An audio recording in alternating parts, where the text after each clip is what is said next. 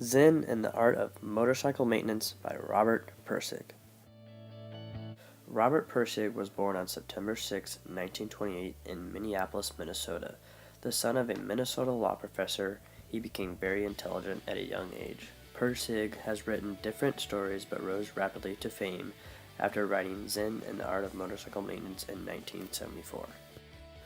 The book is a motorcycle journey of the narrator, a former philosophy professor who underwent involuntary electrical shock treatment for insanity, traveling across the country also with his 11-year-old son. They are joined with another couple, the Sutherlands, John and Sylvia, who are married. The narrator explains philosophical approaches to life, arguing motorcycle maintenance being a metaphor for life. The journey is traveled from Minnesota to California with unforgettable life events in between for the narrator and his son. The narrator is a 40-year-old father who is very smart and studies Eastern and Western philosophy. He has led an unusual life. He feels that his own self-trait has prevented him from connecting to his own life roles, particularly being a father. He has developed a like for motorcycle maintenance and riding. He plans on embarking on a journey through America to resolve a life worry and a better future. This is the narrator at an earlier stage of his life. He feels the word Phaedrus fits his former personality. It is the self he believes he left in the mental hospital after being tested for insanity. Not his actual name, but one he chooses, which means wolf in Greek.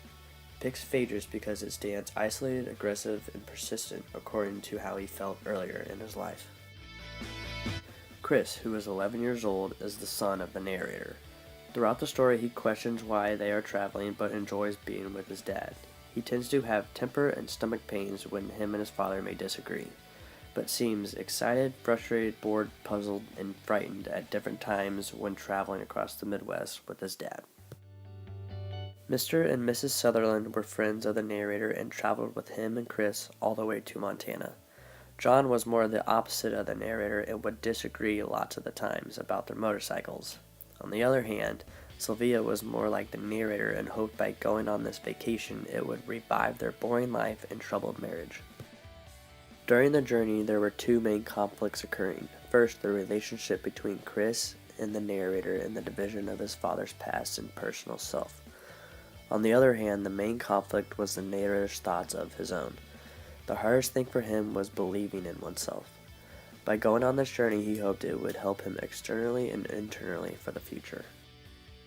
The narrator, while traveling, was in search of his own identity. His biggest enemy was his old self and wanted to forget the past. He knew it was time to let go and look forward to what life had in front of him.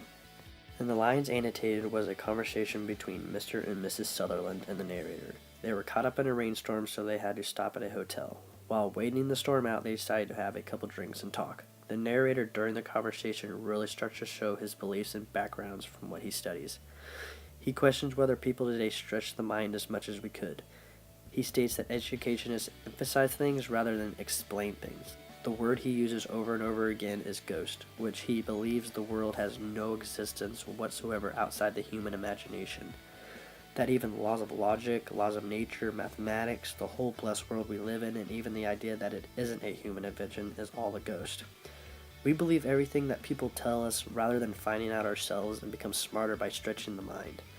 Our common sense is nothing but voices from the past which we need to expand from and learn more, which we are capable of doing. These lines truly bring out the intelligence of the narrator and show that everybody's ideas have a place in this world.